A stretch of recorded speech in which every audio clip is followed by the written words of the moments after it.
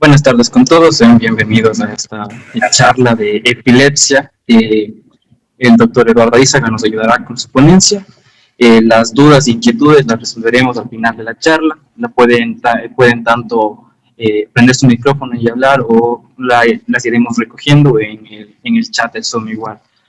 Cualquier otra inquietud al final de la charla. Entonces, sean bienvenidos. Muchas gracias por su participación y por su asistencia y por su tiempo. Muchas gracias igual, doctor Eduardo, por su presencia y sean bienvenidos. Empezamos.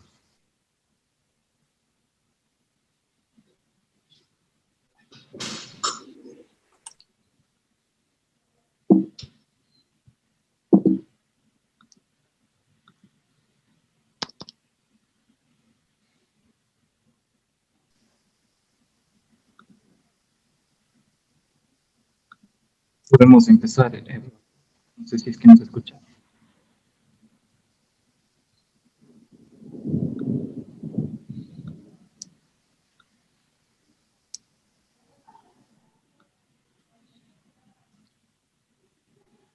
A ver, entonces, ¿ya empezamos, Felipe? Sí, Eduardo, podemos dar inicio a la ponencia. Ya, bueno, permíteme primero agradecerte por esta invitación, saludar a los compañeros que están presentes en esta reunión.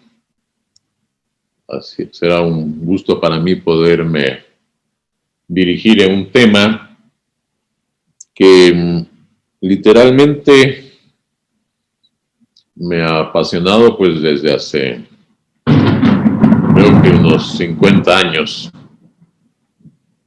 Y es un tema que ha ido evolucionando a lo largo de estos 50 años de mi vida.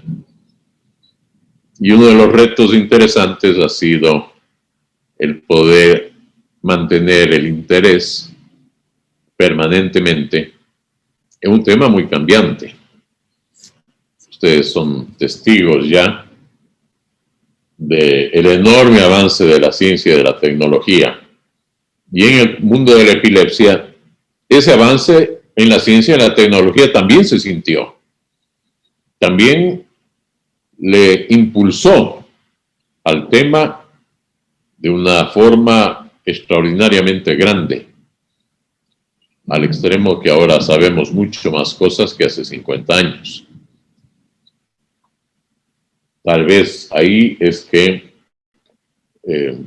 se pueda explicar el mantener una permanente pasión por este tema, ¿no?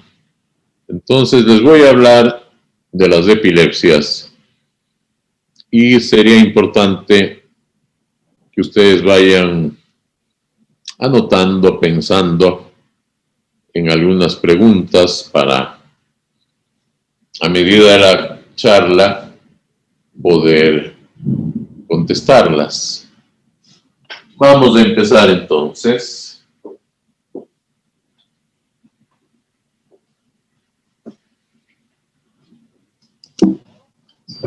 Primero, pues vale, como siempre, definir un poco los términos. Quiero que los entiendan bien. Una cosa es tener una crisis epiléptica, es un ataque que tiene un comienzo y un final. A eso llamamos crisis epiléptica o ataque convulsivo. Otra cosa es una entidad que puede ser una enfermedad o un síndrome que llamamos epilepsia. Hay un síndrome epiléptico, que es diferente. Hay unas epilepsias que dañan el cerebro y eso llamamos encefalopatías. Hay síndromes epilépticos benignos. Hay síndromes epilépticos por razones reflejas. Hay crisis epilépticas sin epilepsia. Hay crisis que parecen epilépticas, pero no son epilépticas y se confunden. Entonces, lo primero será definir una crisis epiléptica. Y lo que está señalado en amarillo es lo más importante. Primero, es una alteración súbita, paroxística, que tiene un inicio transitoria de la condición neurológica debida a una descarga eléctrica anormal excesiva. Entonces, estas son las características. Algo paroxístico, que quiere decir de aparición súbita o brusca, caracterizado por una descarga eléctrica excesiva, que puede afectar tanto a una región focal del encéfalo, en cuyo caso ustedes ya se darán cuenta, las crisis epilépticas serán más bien focales, o puede afectar a amplias zonas de la corteza y de la subcorteza cerebral. Y en esos casos, el ataque será masivo. Es hipersincronizada, repetitiva y usualmente es autolimitada. Es decir, empieza un ataque epiléptico y generalmente la gran mayoría se cortan, se acaban en segundos o minutos. Muy raro es una complicación muy grave que se llama estatus epiléptico, pero eso es muy raro. En la gran mayoría de casos, la crisis es autolimitada. ¿Qué es lo que ocurre? Pues hay un desequilibrio entre los factores que inhiben las convulsiones y los factores que son excitatorios. Y parecería que predomina la pérdida de la inhibición más que el exceso de excitación. Es decir, si hablamos en términos de neurotransmisores, va a predominar más la falta de inhibición GABA que exceso del excitador glutamato. En una crisis epiléptica hay una disfunción neurológica que se caracteriza por trastornos en el control motor, en la percepción sensorial, en la sensibilidad, en la conducta y comportamiento y o, a veces acompañando, en las funciones autonómicas. Entonces, háganse la idea que las crisis epilépticas podríamos clasificarlas como motoras, sensoriales, conductuales y autonómicas. Y de cada una de ellas, ya se imaginarán, la gran variedad de ejemplos que pueden haber. Solamente piensen en lo sensorial. Frío, calor, dolor, anestesia, hiperestesia, visión alterada, audición alterada, memoria, olfato, todo lo que sea sensorial, pues se va a alterar. Les voy a poner aquí algún ejemplo para que se entienda mejor la disfunción, por ejemplo, del control motor.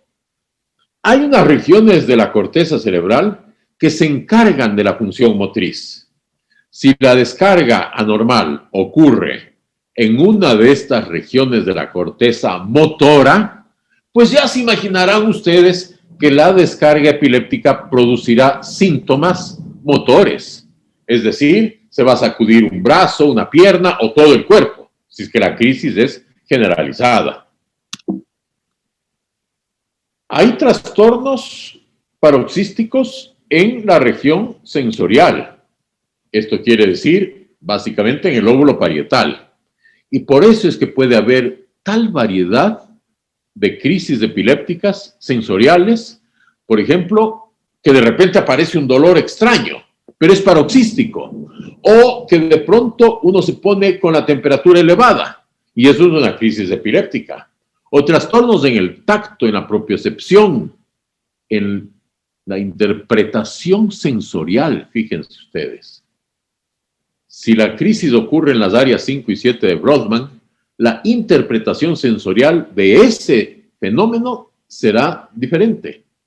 Si la lesión está ocurriendo en el área del gusto, pues la crisis será gustatoria.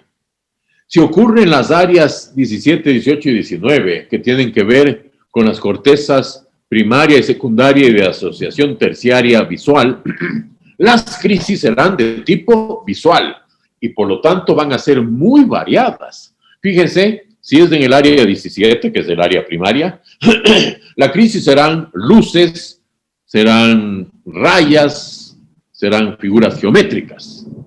Pero si la lesión ocurre en las áreas 18 o de 19, que ya son mucho más desarrolladas, pues la alteración paroxística visual ya tendrá formas.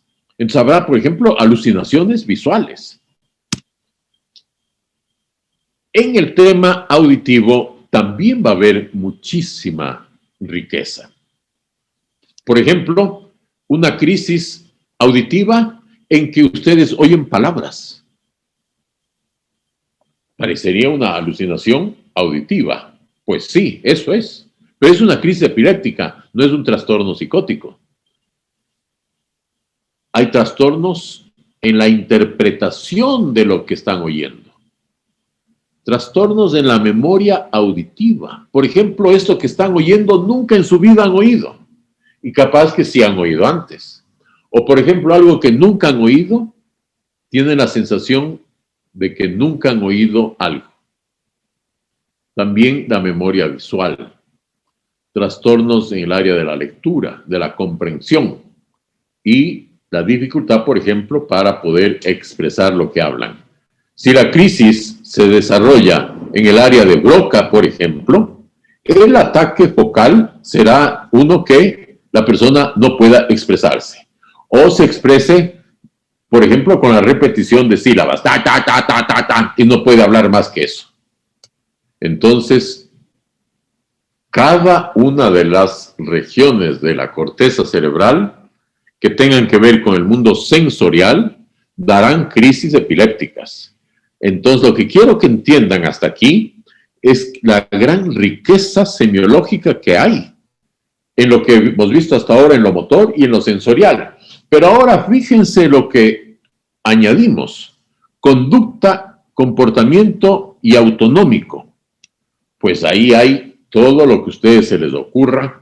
Si las crisis, por ejemplo, son en las áreas del lóbulo frontal, pues habrá múltiples trastornos de tipo conductual, paroxísticas, de tipo emocional, miedo, angustia, placer, cosas de ese estilo.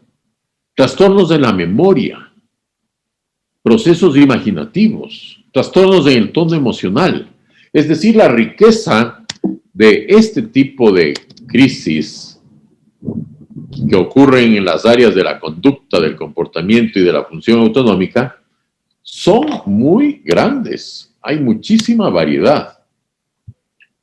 Esto que hemos visto hasta ahora se llama crisis epilépticas. ¿Qué es, en cambio, la epilepsia? Es un trastorno cerebral que se caracteriza por una predisposición continuada a la generación de crisis epilépticas. Entonces, ¿sí entienden la diferencia? Crisis epiléptica es un fenómeno semiológico aislado, que tiene una enorme variedad de formas de presentarse. ¿Qué quiere decir epilepsia, en cambio? Un trastorno que se manifiesta con crisis epilépticas. Aquí hacemos otra vez la diferenciación. La crisis es la aparición transitoria de signos y síntomas provocados por una actividad neuronal anómala, excesiva o simultánea en el cerebro. Puede ser focal o puede ser generalizada. Y epilepsias, en cambio, es un trastorno del cerebro que se manifiesta con crisis convulsivas. Cuando concluimos que estamos frente a crisis epilépticas,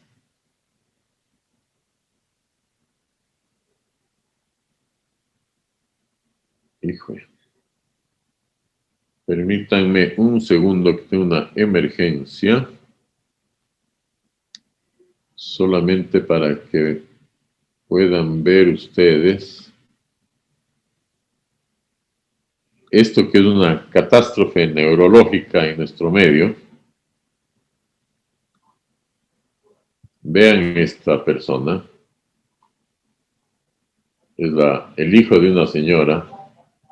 Vean el gigantesco hematoma que tiene. Si ven esa enorme masa blanca, es un hematoma por un trauma. Si alcanzan a ver, ¿no? Sí se ve, Doc. Sí, sí se ve. Entonces, me está pidiendo auxilio y obviamente tengo que mandarle inmediatamente donde un neurocirujano. Espérenme un segundo, hago una Hija, hay un hematoma a nivel frontal. Necesitamos valoración por neurólogo urgente. Con esa tomografía, no sé si usted tiene IES o para ir al hospital de Calderón, porque eso necesita valoración urgente. Tiene un coágulo que está ubicado en la parte externa, pero igual es a nivel de la región frontal. Justo en la región frontal del lado derecho, que es de donde usted sufrió el golpe.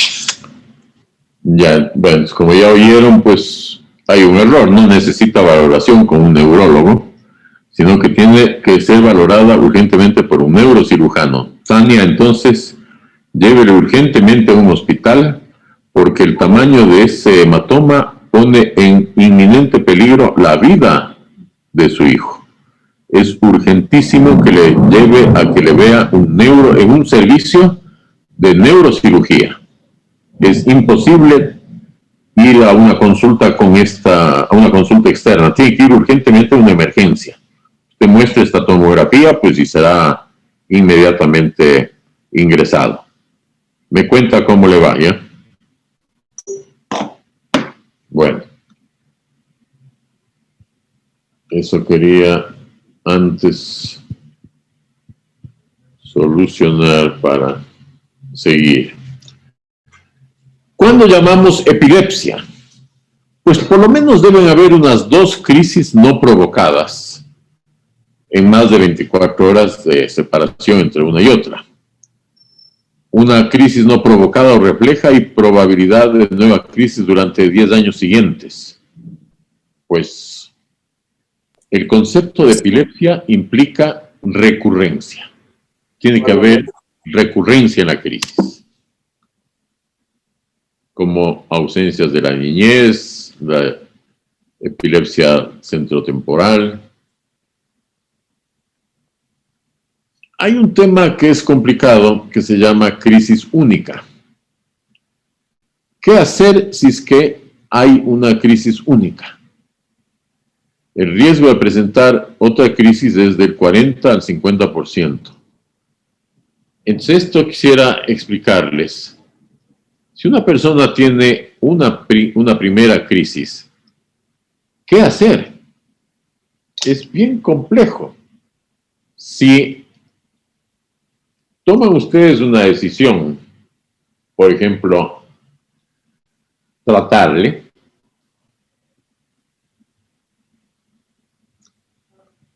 se van a equivocar en la mitad de los casos, si entienden el lío. Tiene una crisis única, tienes que decidir, ¿le tratas o no le tratas?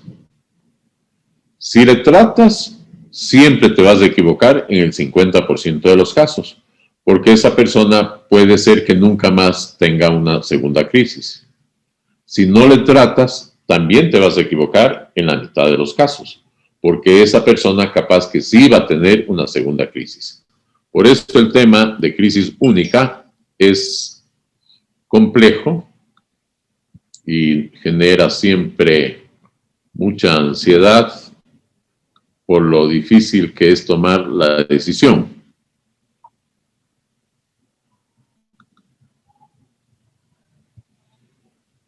La epilepsia es una condición clínica que ustedes tienen que entender. Es causada por múltiples causas. Lo que quisiera es transmitirles la idea de que epilepsia es el nombre genérico que le damos a varias decenas de enfermedades, algunas totalmente diferentes, que van desde enfermedades muy benignas, como la epilepsia parcial benigna de Rolando, a epilepsias muy malas, como el síndrome de Dravet, que es la epilepsia mioclónica severa de la niñez. Y entre estos dos extremos, enfermedad muy benigna y unas muy malas, hay toda una enorme gama de posibilidades. Entonces, un concepto que quisiera que se les quede claro es que epilepsia no es el nombre de una enfermedad, sino el nombre de muchísimas enfermedades, que habrá luego que precisar a qué tipo de epilepsia corresponde. Entonces, aquí decimos que es por múltiples causas y un grupo las llamaremos hereditarias. Son de tipo genético. Y a medida que han pasado las décadas, cada vez tenemos más chance de encontrar genes que producen epilepsias hereditarias. Pero otro grupo, mucho mayor desde luego, es de las epilepsias adquiridas. Más o menos, a que tengan una idea, el 30%, por decir algo, de las epilepsias son hereditarias y adquiridas son el 70%, porque las causas pueden ser múltiples. Por ejemplo, este joven que les acabo de mostrar la tomografía, si logra sobrevivir a ese hematoma tan grande, tiene un alto chance de quedarse con epilepsia postraumática. Entonces, los enemigos que afecten al cerebro pueden actuar desde la vida fetal hasta las edades muy avanzadas. En vida fetal podríamos poner como ejemplo, digan ustedes, la rubiola en el embarazo, la toxoplasmosis fetal, la enfermedad por inclusión del virus del citomegalovirus, malformaciones congénitas que se hacen durante la vida intrauterina, y a partir de eso, ya el nacimiento, los primeros meses de vida, los primeros años de vida, las primeras décadas de vida, las décadas ya de la vida adulta y la vejez. Es decir, causas de epilepsia hay muchísimas. Y un grupo todavía grande es desconocido. Por más que le hagamos exámenes, no encontramos la causa. Ahora, hay que tener claro que hay ciertos factores que producen crisis epilépticas, pero que no necesariamente va a ser epilepsia. Por ejemplo, la exposición a un tóxico o la suspensión de un tóxico. Piensen en el alcohol, por ejemplo. Cuando una persona ha tomado alcohol en exceso, de repente deja de tomar, digan ustedes, después de 2 o 3 días de tomar alcohol. Al suspender bruscamente la toma del alcohol, le puede dar crisis epilépticas. Pero no va a ser eso epilepsia, excepto que ya sea epiléptico desde antes. ¿Entienden? Hay crisis epilépticas que no necesariamente quiere decir que tiene epilepsia. Si una persona tiene un trauma craneal y durante las horas siguientes le da ataques epilépticos, no es epilepsia. Si a esa persona con trauma craneal en los meses o años siguientes le empiezan a aparecer crisis epilépticas, esa sí es epilepsia postraumática. ¿Por qué nos interesa tanto las epilepsias? Pues fíjense que el 20% de las consultas neurológicas en un hospital tienen relación con epilepsia, es decir, la quinta parte de las consultas tienen que ver con epilepsia. Entonces ya les da una idea de lo importante que es. Ciertos detalles de la epilepsia vale la pena conocer. Por ejemplo, la dificultad para controlar las crisis. A veces, el 30% de pacientes tienen epilepsia intratable, de difícil control. Esas personas, ya se imaginarán ustedes, pues lógicamente van a tener muchas dificultades en incorporarse a una vida normal. Va a tener una invalidez social. Un impacto en la salud es de tal magnitud que se dice que es solo superada por la enfermedad cerebrovascular y demencia en cuanto a incapacitantes, desde el punto de vista de las enfermedades neurológicas. Es decir, epilepsia, enfermedad cerebrovascular y demencias son enfermedades incapacitantes. Sobre todo si la epilepsia tiene esta característica de ser de difícil control. ¿Cómo se manifiesta clínicamente la epilepsia? A través de ataques epilépticos, que pueden ser convulsivos, y no convulsivos. Y tienen una semiología muy florida, como ya les expliqué hace un rato. Epilepsia también se puede definir como una predisposición para generar descargas persistentemente en el tiempo. Y esas descargas persistentes en el tiempo, que se traducen en ataques epilépticos, pueden dar un grado variable de disfunción cerebral episódica. Y ese trastorno puede tener consecuencias en las distintas áreas neurobiológicas, cognitivas, psicológicas y sociales. Esto obviamente es más común en las epilepsias de difícil control. La epilepsia consiste en una anormalidad que tiene la capacidad potencial de descargar de manera excesiva una crisis epiléptica que es impredecible, aparece espontáneamente y que puede afectar, como les decía, a todas las edades. Tenemos epilepsias desde neonatos hasta ancianos, pero con énfasis en los extremos de la vida. Es más común las crisis, las epilepsias en la niñez, en la adolescencia y ya en la vejez. A veces, dependiendo del tipo de crisis, persiste muchos años. Fíjese, por ejemplo, la epilepsia mioclónica benigna de Youngs dura prácticamente desde la adolescencia hasta los 60 años. Si es que la epilepsia es por un trastorno estructural grave, como por ejemplo un trauma cráneoencefálico severo o una meningitis que dejó secuelas graves, pues le va a afectar toda la vida del sujeto. Va a durarle la epilepsia toda la vida.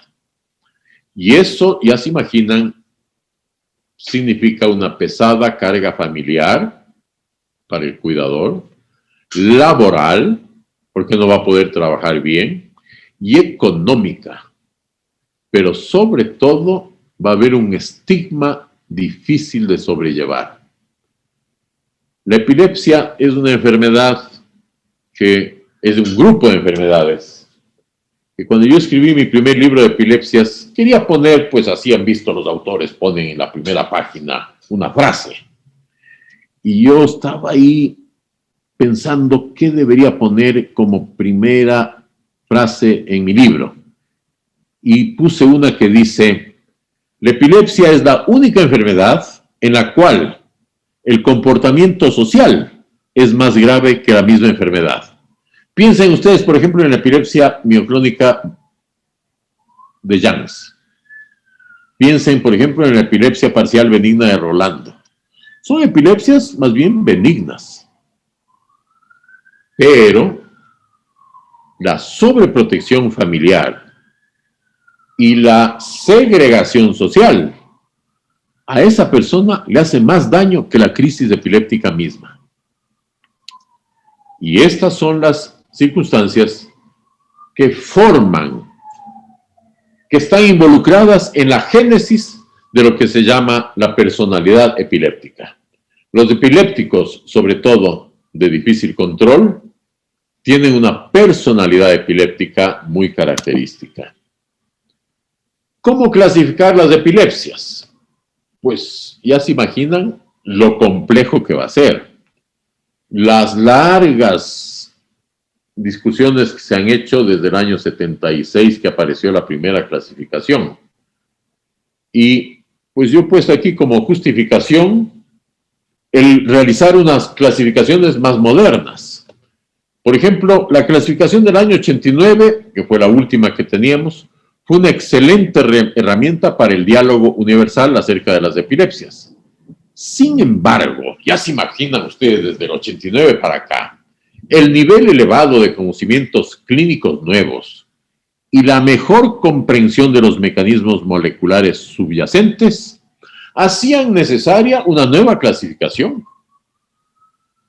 Y esa tiene distintas utilidades. Por ejemplo, para investigar, para desarrollo de terapias antiepilépticas más novedosas, y sobre todo para que cuando te reúnas con epileptólogos de cualquier lugar del mundo, todos usen la misma terminología. Eso sí fue fundamental en la nueva clasificación. Y la nueva clasificación, más o menos viene del año 2017, establece estos 3 niveles que quiero que entiendan. El primer nivel es que se describa qué tipo de crisis hay, basado en la semiología. Si son motoras, si son sensoriales, si son conductuales, si son de la memoria, si son autonómicas. El segundo nivel trata de establecer qué tipo de epilepsia tiene. ¿Sí entendieron? El 1 es qué tipo de crisis epiléptica, que es un hecho finito que tiene un comienzo y un final. Pero epilepsia ya es una enfermedad, ya es un síndrome que tiene otras características. Entonces, el segundo nivel consiste en establecer el tipo de epilepsia, que incluye las epilepsias focales, las generalizadas, las que son combinadas, y unas en las que no es posible establecer si son focales o generalizadas. Y un tercer nivel, tratar de buscar síndromes específicos epilépticos, como el síndrome de Dravet, el síndrome de Jans, el síndrome de ausencias de la niñez, etc. La etiología también, ya se imaginarán, lo compleja que es. Establece la necesidad de investigar la etiología en cada uno de los niveles. Pueden haber 2 o más etiologías en un mismo paciente. Obviamente, una persona que tiene, por ejemplo, síndrome de Down, tiene retardo mental y luego le cae Alzheimer y luego le da un infarto cerebral, pues en todos esos va a haber indudablemente una etiología diferente. Les llamo más tarde, ¿ya? Estoy en una conferencia. Se plantean entonces 6 grupos seleccionados de acuerdo a las consecuencias terapéuticas potenciales. Es decir, dentro de el intento de clasificar, vean cómo se hacen grupos para tratar de poner orden en un mundo gigantesco de causas de epilepsia. Se introducen en la nueva clasificación nuevos términos, como epilepsia del desarrollo y encefalopatía epiléptica, y se suprime el término benigno. ¿Por qué? Por ejemplo, la epilepsia mioclónica juvenil de Jans, descrita por Dieter Jans en 1957, él la definió como una epilepsia benigna. Pero, ¿de qué nos hemos dado cuenta en estos 50 años? Que la epilepsia puede ser fácilmente controlable, como la de Jans, pero puede también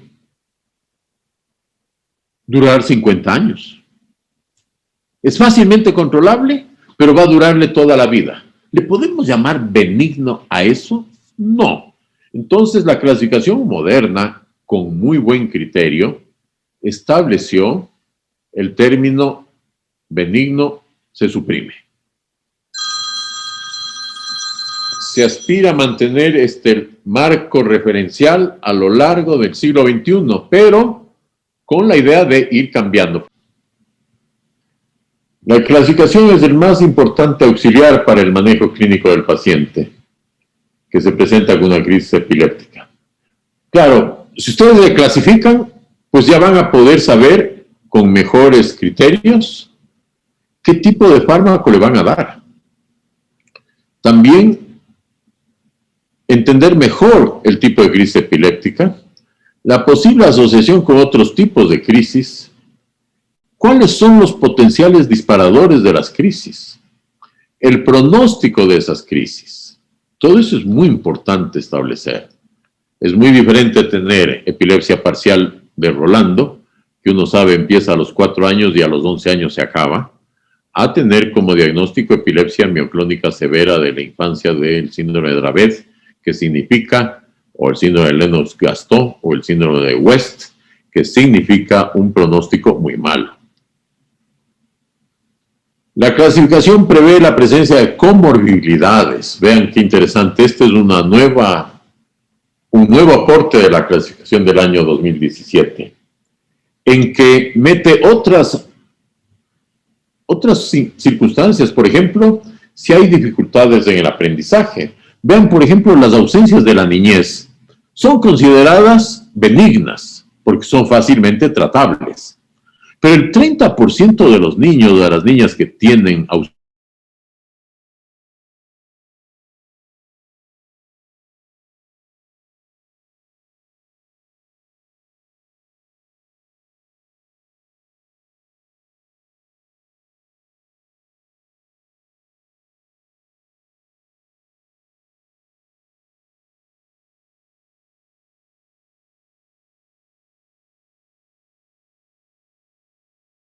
y la clasificación a menudo guiará la selección de la terapia antiepiléptica.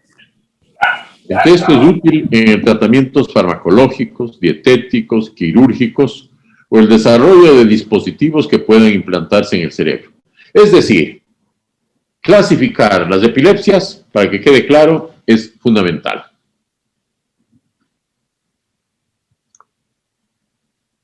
¿Qué ventajas tiene sobre las anteriores? Que al ser creada en este año 2017, se le dio la característica de ser dinámica, es decir, establece la posibilidad de ser revisada y está hecha de tal manera que permite adaptarse con facilidad a nuevos paradigmas. Las del 81, 85 y 89 eran muy rígidas, no había cómo salirse de ahí. La del 2017 permitirá, si es que las circunstancias lo permiten, ampliar, cambiar, introducir nuevas variantes en la clasificación.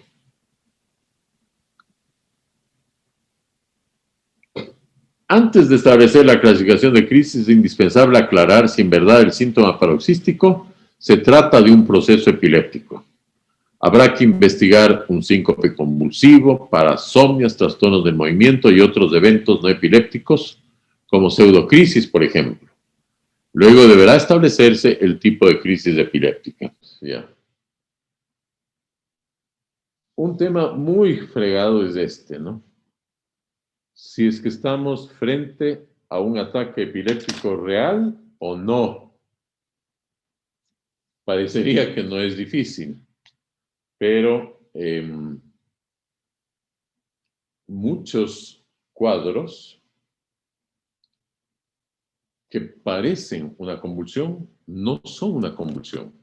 Entonces eso quiero que tengan en mente para que no se confundan. Un trabajo fundamental en el estudio de las crisis epilépticas es establecer si ese síntoma paroxístico que presenta el paciente es o no un ataque epiléptico real. Eso quiero que le tengan bien presente. Espérenme un segundito. Bueno, entonces repitamos la tienda.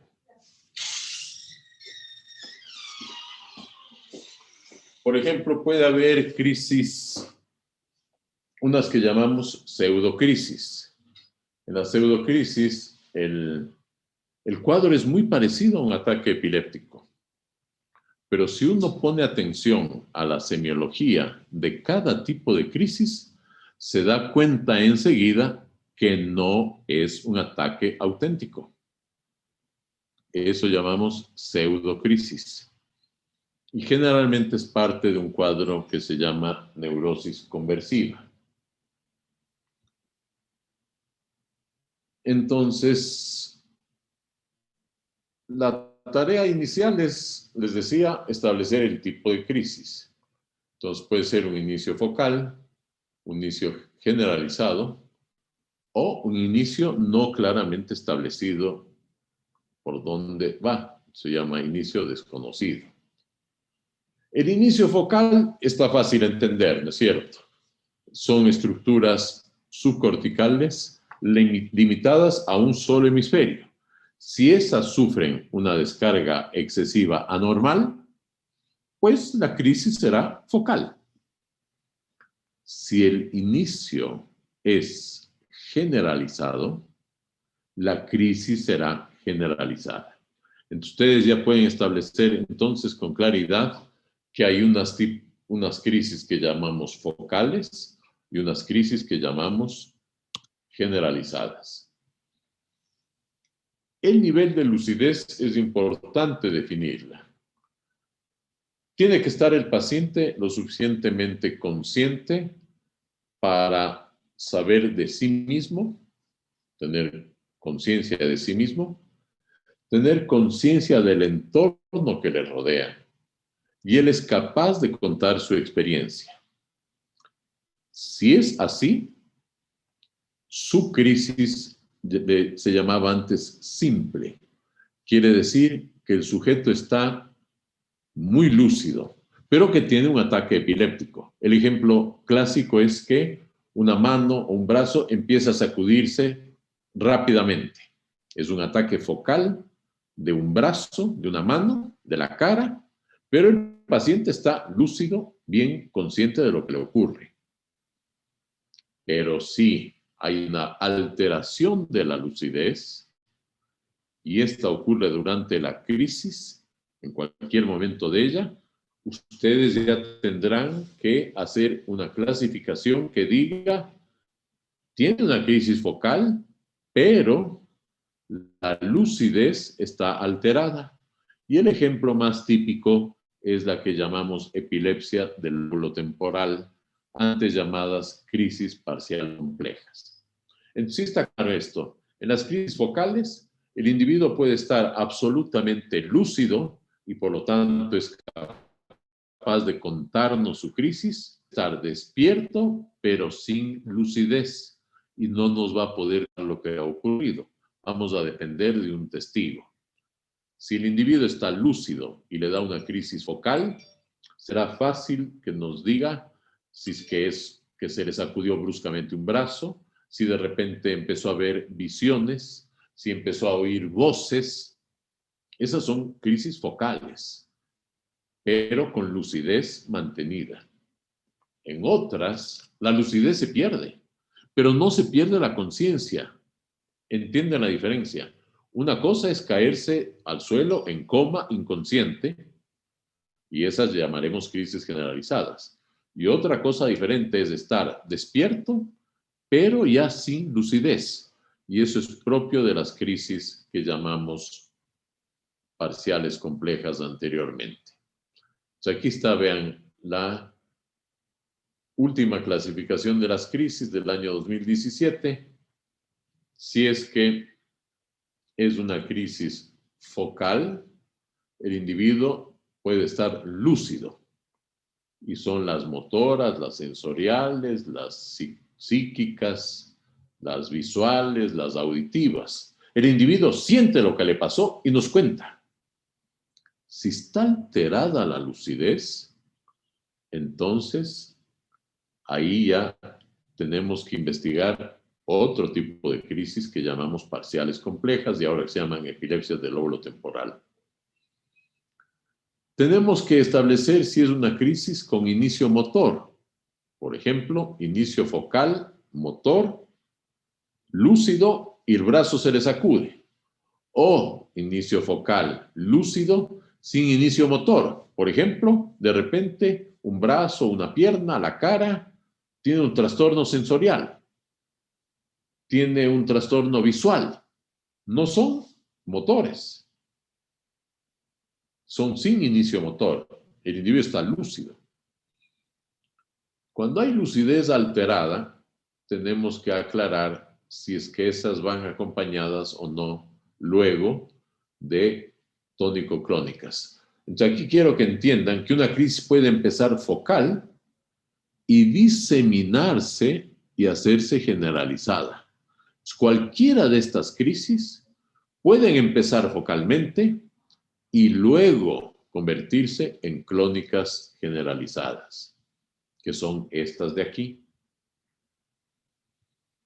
En unas ocasiones, pues no tenemos suficientes elementos, por ejemplo, no hay testigos y no podemos saber cómo fue el inicio. Son inclasificables.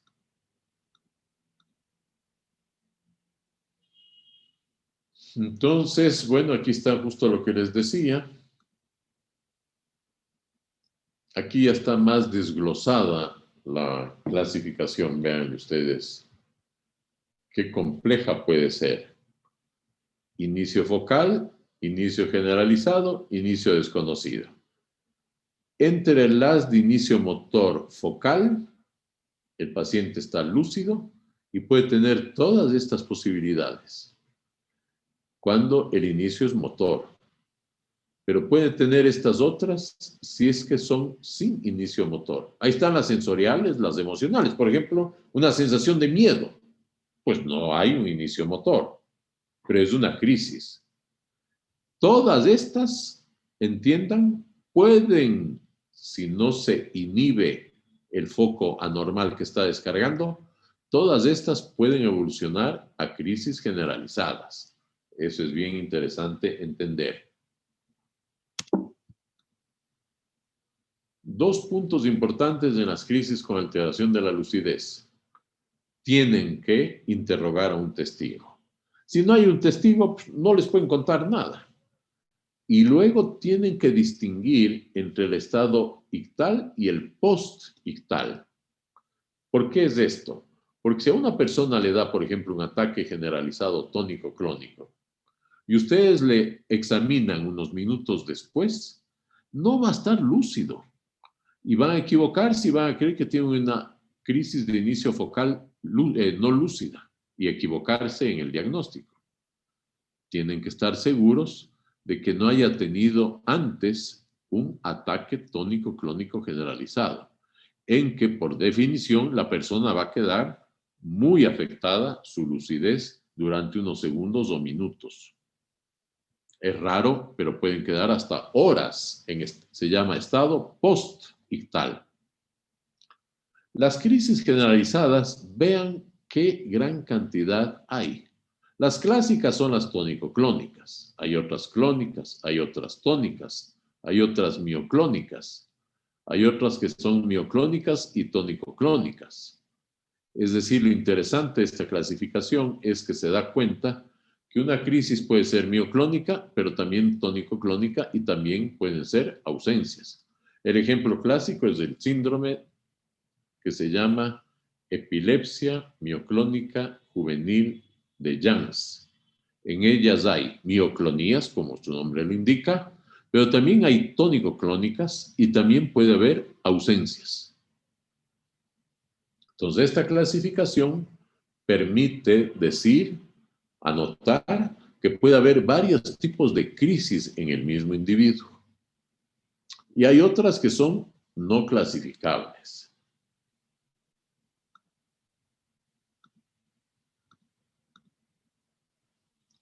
Cuando ustedes ya hacen el diagnóstico de las crisis epilépticas, ya está claro, o focales o generalizadas, ahí recién habrá que hacer el trabajo para diagnosticar qué tipo de epilepsia tiene.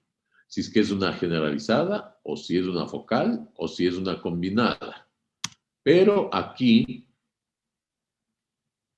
ustedes ya van a entender que va a ser muy importante darse cuenta cuál es la etiología de esas crisis. La etiología es la que nos va a permitir establecer el tercer nivel desde el síndrome epiléptico.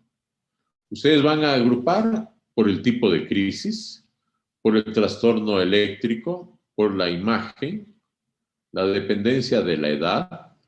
Por ejemplo, hay crisis que son neonatales, otras que son en la infancia, otras que son en la niñez, otras que son de la adolescencia, otras que son de la juventud. Entonces hay que anotar todo eso.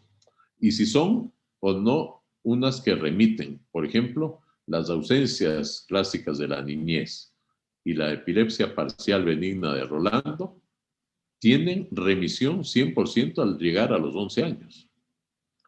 ¿Cuáles son los factores que disparan la crisis? Si es que hay una variación a lo largo de las 24 horas. Por ejemplo, hay una que se llama epilepsia mioclónica juvenil de Jans, y que se la llama también del despertar, porque la crisis ocurre básicamente al despertar. Pero si estamos frente a la epilepsia nocturna del lóbulo frontal, autosómica dominante, esa será en la noche. Hay mucha importancia en señalar el momento del día o de la noche en que ocurre la crisis. Y todo eso nos va a permitir establecer el pronóstico. Ya les advierto, hay pronósticos de epilepsias benignas, que van a desaparecer con el paso del tiempo, y otras muy malas. Va a depender de qué comorbilidades tiene, si hay compromiso intelectual, si se acompaña de trastornos psiquiátricos. Por ejemplo, vean ustedes, hay unas epilepsias que aparecen luego de haber tenido una encefalitis herpética. Si la persona se salva y se le ha tratado tardíamente, va a quedarse con un trastorno intelectual y va a quedarse con un trastorno psiquiátrico. Entonces va a tener unas crisis muy feas de tipo de lóbulo temporal, pero con retardo mental y o trastornos psiquiátricos importantes. Eso se ve, por ejemplo, en las meningitis muy graves. Al establecer los síndromes epilépticos generalizados, ustedes ya van a encontrar ahí varios grupos de síndromes. Ausencias de la niñez, ausencias juveniles, epilepsia miópica juvenil, la epilepsia del amanecer, que es la parte de la juvenil. Todas estas tienen como características, que antes se les llamaba idiopáticas, el que tienen algún factor genético que les permite ubicar como generalizadas, idiopáticas o genéticas. Pero vean, por ejemplo, de las ausencias de la niñez, en las que estamos convencidos de que hay una razón genética, hasta ahora no se ha podido encontrar el gen que produzca una ausencia. Y se supone más bien que son varios genes los que producen la enfermedad. Por eso por aquí pusimos, pueden ser poligénicas. Como ocurre con la epilepsia mioclónica juvenil, ahora hemos encontrado ya varios tipos de genes afectados. Y estas son las interesantes, vean, son autolimitadas. Es decir, la epilepsia antes llamada benigna de Rolando con espigas centrotemporales empieza a los 4 años y a los 11 años se acaba. La epilepsia de inicio temprano del síndrome de Panayotopoulos empieza a los 4 años y en la adolescencia se acaba. Lo mismo con la epilepsia occipital de Gaston. También otras autolimitadas de la adolescencia son las del lóbulo frontal, del temporal, del parietal. Es decir, hay focales autolimitadas. ¿Qué tipo de etiologías uno puede descubrir? Bueno, pues hay varias.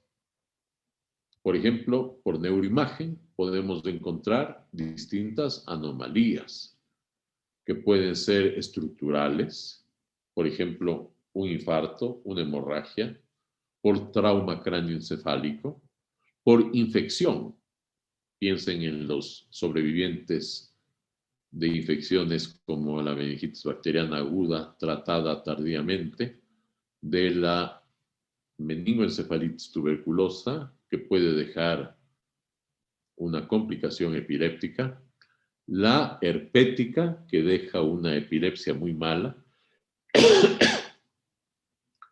Pero vean que hay, como les decía en la anterior, hay epilepsias genéticas que son más benignas porque van a desaparecer o son fácilmente tratables, pero también pueden haber genéticas, pero muy malas. Entonces, este es un descubrimiento reciente. Ahora sabemos que hay epilepsias genéticas que son de mal pronóstico, porque, por ejemplo, hay unas que arman a la corteza equivocadamente. Entonces es un desastre. Son distintas formas de epilepsias potencialmente malas. Hay unas que son claramente genéticas, y otras en que todavía no se ha identificado bien el gen.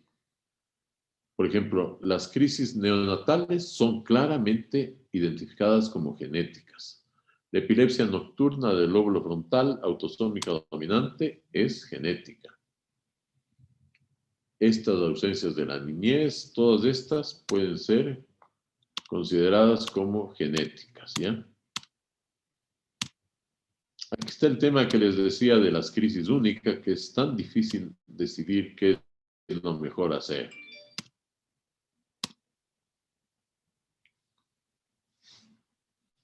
Vean, tienen ustedes una crisis única. ¿Qué se hace?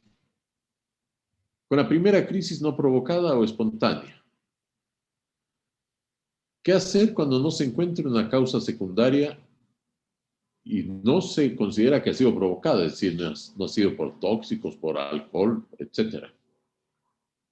El segundo grupo es una primera crisis provocada, pero secundaria a una alteración aguda.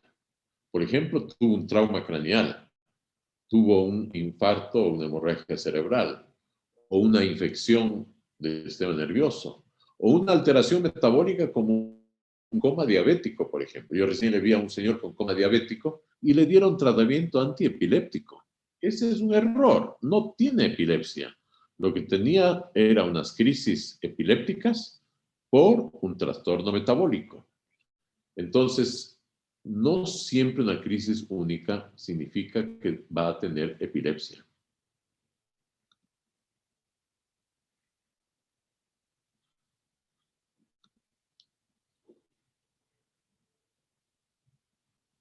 ¿Qué hacer con un síndrome epiléptico reconocido? Y es la primera vez que le da. Por ejemplo, una ausencia. Si le da una ausencia a un niño, la posibilidad de que le vuelva a dar otra es altísima.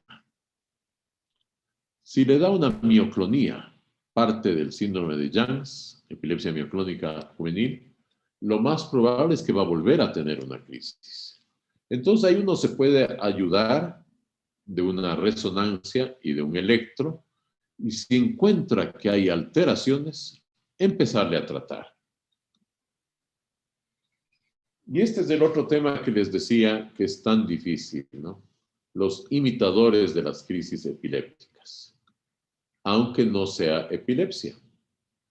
Entonces, Felipe, quiero pedirte un ratito que guíes unos minutos mientras resuelvo un tema, guíes al grupo para esto de qué tipo de imitadores hay de crisis epilépticas. Entonces, en unos minutos más nos ponemos en contacto para tratar este tema que es súper interesante.